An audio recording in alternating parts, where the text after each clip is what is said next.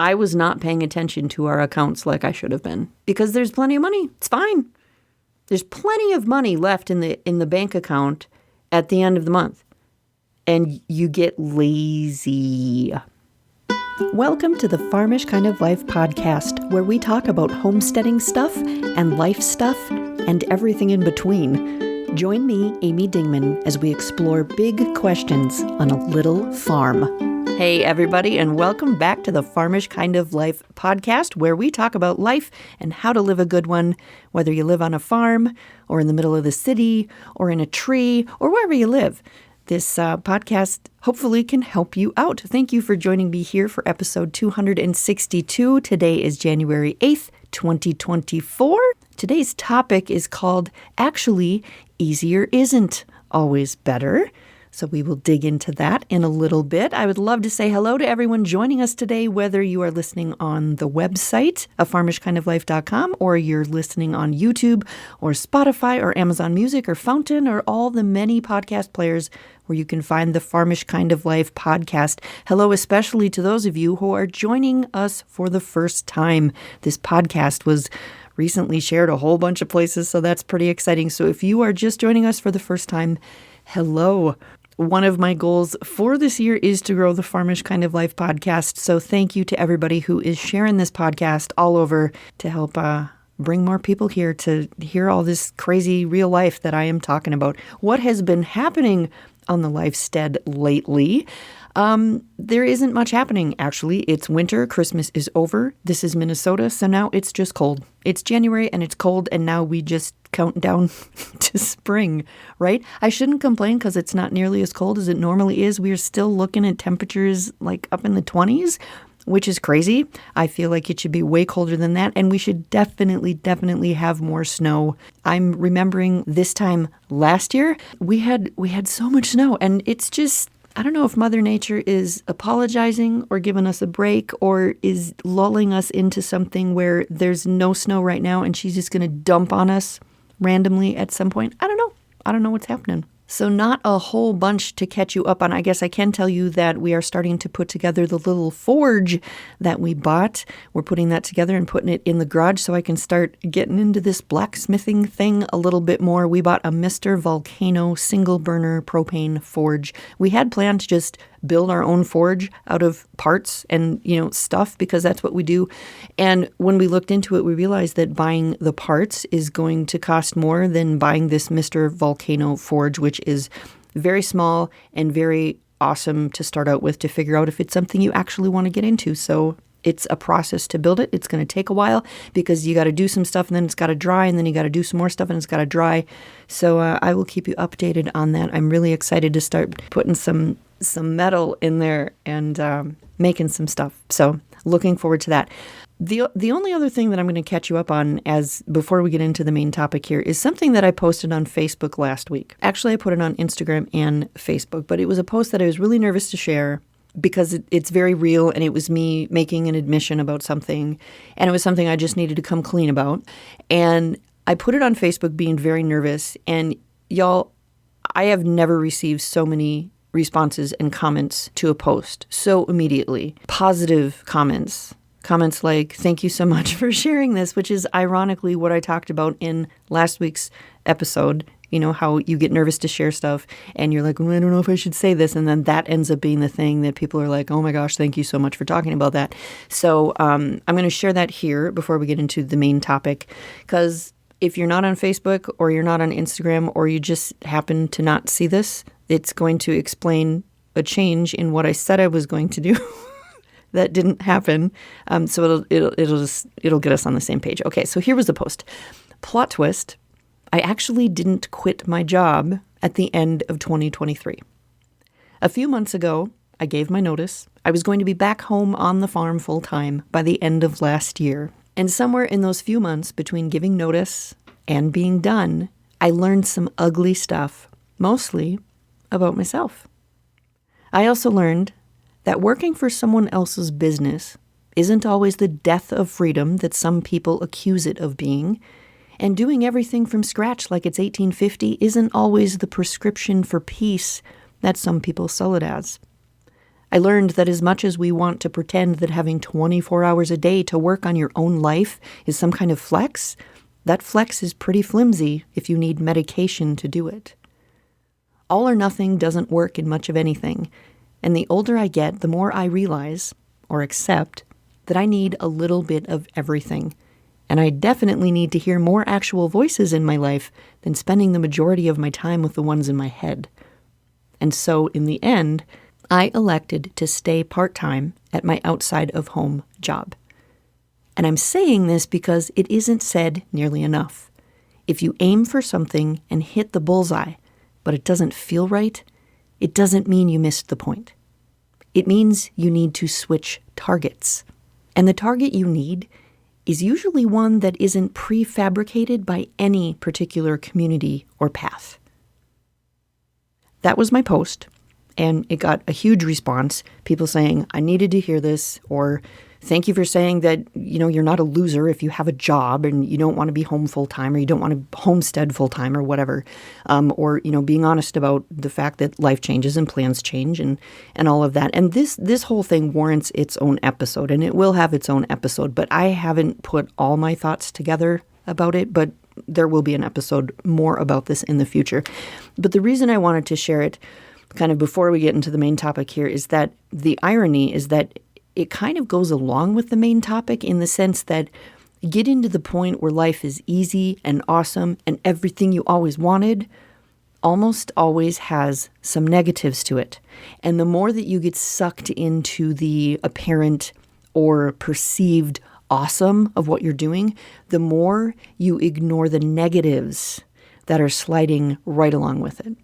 So with that, let's slide into the main topic, which actually has to do with money. So let's think back to Christmas, because this takes place in the first place at Christmas. And so I'm at Christmas. I'm talking to my Uncle Pete, who is kind of becoming a character, right? A character in my podcasts and in my newsletters and on my Facebook page.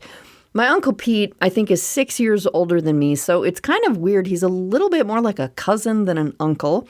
And if you hear me talk about the best cheesecake in the whole world, it's Uncle Pete who makes the cheesecake. So anyway, I'm at Christmas. Uncle Pete strikes up a conversation with me surrounding his current financial situation and his desire to pay off his debt. And because of this very short conversation, I was inspired to come home and dig into my own finances. Okay? Now, yes, I know. I wrote a book about money several years ago, which ironically is called It's Not About Money, Except When It Is. So I wrote that several years ago, and because I wrote that book, you all are going to assume that I'm debt-free and that I'm rocking it in that area of my life. So here is the podcast episode where we're going to get real honest, and we're going to talk about that. Here's the thing. When you have more money, when you get to the point where you have more money, you will sometimes spend more money. And although that seems like a really obvious thing to say, it's kind of strange in the way that it happens. When Mr. Farmish and I were first married, we watched every single penny like a hawk because every penny was like a precious jewel, okay? We got married back in 2000. I was 21. He was 23. Every penny was like a precious jewel. Pennies were hard to come by. And now, 24 years later, we're in a completely different place financially. We don't watch each penny like a hawk anymore, because there are plenty of pennies to go around. It's funny how that happens. You get plenty of pennies to go around and you stop paying attention. And we got to the point where we didn't really need to worry that there was going to be an overdraft or a bill that wasn't going to get paid, because there's always plenty of money to pay it. And it's been that way, thankfully, for several years. Now, you can congratulate us for quote unquote living within our means, right? Because I don't have to worry about an overdraft. I don't have to worry about a bill not getting paid. I don't have to worry about when emergencies come up, right? Because I've got money to pay for it. Yay, you're living within your means, right? You're not overspending. You're not like spending every penny. But this is where the conversation is going to meet a fork in the road, because ironically, the more money we started to make, the less we cared about taking on debt. All right? You can see where this conversation's going. Some people will say that because we can make the payments on the debt that we have taken on, we are still living within our means because we can make those payments no problem.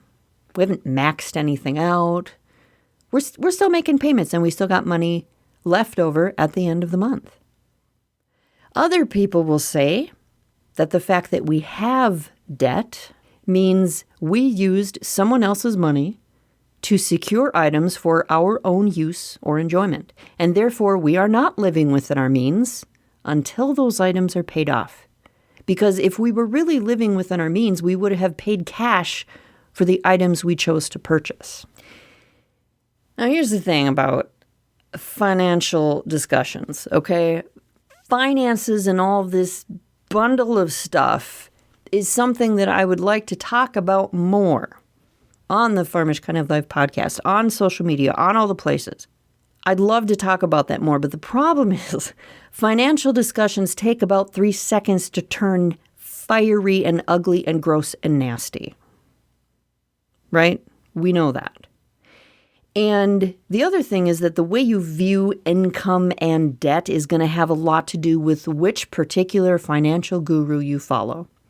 Because there are some big ones out there, and some of them are spouting completely opposite information as the other people, right? I'm not going to get into that specifically today. But what I am going to say is, after talking with my uncle and looking into some things, I will say this.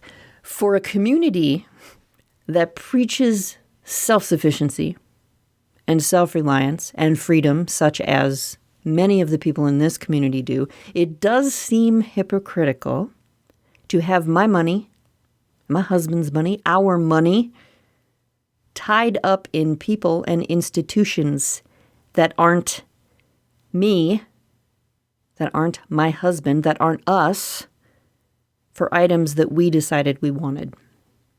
Let me say that again. It does seem hypocritical to have our money tied up in people and institutions that aren't us for items that we decided we wanted. Okay? But that is a discussion for a future episode, and we will get into that, because this is a rabbit hole I am going to go down. For now, what I'm going to say is that regardless of how you view your debt and your income, you should certainly have a very good grasp on where your pennies, whether those are singular little piles of pennies or they are giant, huge mountains of pennies, you should know where those are going. And here's somewhere where I'm going to suggest that you start with. There's a problem with easy, okay? We want things to be easy. We want things to be simple. There's a problem with easy, though, and here's where it comes in. And here's where I want you to look at stuff. Much like someone who is dieting and they don't realize all the little calories that they're taking in with like their coffee creamer and their soda and little random things that they put in their mouth during the day that they're not tracking. It's very easy for people who are trying to track money to forget about all the really easy click of a button subscriptions that are automatically deducted from your bank or your PayPal account every month. This is one of the things that I discovered when I really started looking into our account. I was not paying attention to our accounts like I should have been, because there's plenty of money. It's fine. There's plenty of money left in the bank account at the end of the month. And you get lazy. So when I go in and I start looking at all these different places that I have all these things automatically coming out, you know, that you're like, oh yeah, sure, I'll subscribe to that. That's cool. That'll be helpful, or that'll be nice. And suddenly you realize you have, oh my word, how many different automatic subscriptions coming out of whatever account. It's crazy. And it's easy, right? Click of a button, automatically deducted. And if you don't pay attention to your accounts like you should have been doing, Amy, it's amazing how easy that money is just coming out of your account. You don't even realize it. You don't even know. Especially if you have so much money in there that it doesn't affect you. You're not like, oh, that came out. Oh, now we're $20 in the hole. 20 years ago, that would have been a problem. It never would have happened for us. It never would have been anything we would have allowed. Then you get more comfortable and you get lazy, especially when things are easy. So since Christmas, I want to tell you here's all the automatic things I have canceled from our accounts. I have canceled Netflix, Amazon Music Unlimited, Spotify Premium, Kindle Unlimited. I have canceled Patreon payments, Buffer, which is a business scheduler. I've canceled Stitch Fix. I have canceled Scentbird, Zing Coach, StreamYard, Adobe Lightroom, and Descript. Some of those are business costs. But here's the thing. When I look back in the account, I was like, I didn't even realize I was paying for this. I don't even remember subscribing to that. Now, whether that was something that was a fluke or it was a glitch, and I really didn't subscribe to that point, the point is that there was a lot of stuff coming out of my account that I didn't even remember that I subscribed to, or that I subscribed to but I wasn't using, or that I was paying for the premium version of, and I would have done just as well with the free version because of how I used it. So yay for freeing up that money, which is one of very many steps in getting things under control again. But here's the thing.